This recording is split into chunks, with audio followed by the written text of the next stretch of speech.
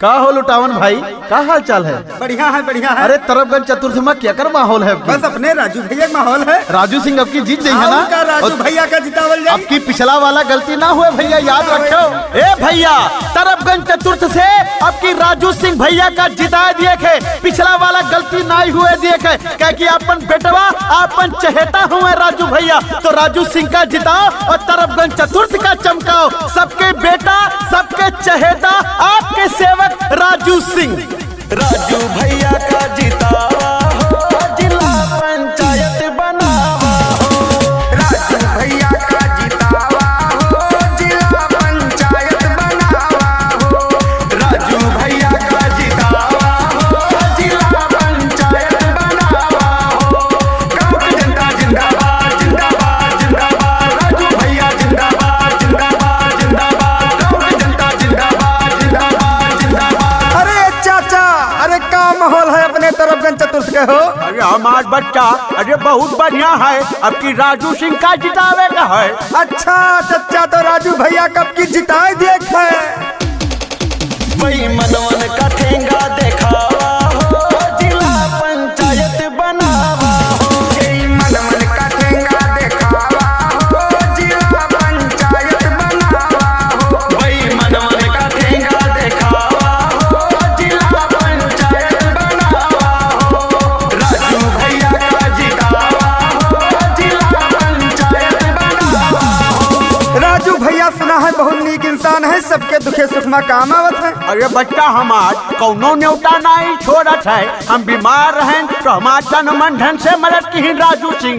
अच्छा, तो अब की दादू का लावा जी वोट डलवा। अरे हमार बुढ़िया जाइयो वोट दे के आई। अब की चुनाव में गजबे आनंद है। भाई बाबू बहिनी का राजू पसंद है। भाई बाबू बहिनी का राजू पसंद है। अब की चुनाव में गजबे आनंद है। भाई बाबू बहिनी का राजू पसंद है। भाई बाबू बहिनी का राजू पसंद है। अरे माथे पे चंदन लगावा हो, जिला पंचायत बनावा हो। राजू भैया का जितावा हो, जिला पंचायत बनावा हो। राजू भैया का जितावा हो, जिला पंचायत बनावा हो। चर्चा नहीं जानो, जौने चर्चौरा है बैठो, अपने राजू भैया की चर्चा है। अरे क्यों नहीं रहेगा, बड़ा सम्मान करता है, जहाँ मिलता है वहाँ पैर छूटा है, बड़ा अदब करता है। मेरा बेटा है राजू सिंह, तरफगंज चतुर्थ से जिताना है, राजू को जिताना है। केहू विरोधी के लागे नहीं दाव हो। राजू भैया सबके छुअत बाटे पाओ हो। राजू भैया सबके छुअत बाटे पाओ हो।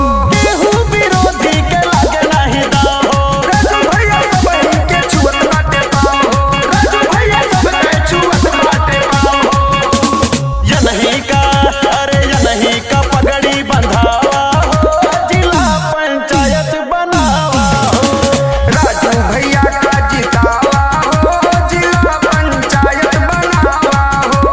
राजू भैया का जितावा हो, जिला पंचायत बनावा हो। अरे खिलावन दादा, अपन माहौल बताओ अपने गांव का। देखो मुन्ना, हम तो एक चीज सोचा है, अब की खाली राजू का जिताई, क्या कि राजू हमारा बड़ा मदद की ही नहीं, कौनो पद पर नहीं रहे, लेकिन जब काम लाग तो गाड़ी घोड़ा दल बल से मदद की, तो राजू का जिताओ और तुम अपन मेहरारू लेके आओ। बूढ़े बुजुर्गन का ये नहीं से आस हो। राजू भैया केहू के न करी है निराश हो। राजू भैया केहू के न करी है निराश हो। बूढ़े बुजुर्गन का ये नहीं से आस हो। राजू भैया केहू के न करी है निराश हो। राजू भैया केहू के ना करी है निराश हो। अरे गौआ के भगिया जगावा हो, जिला पंचायत बनावा हो।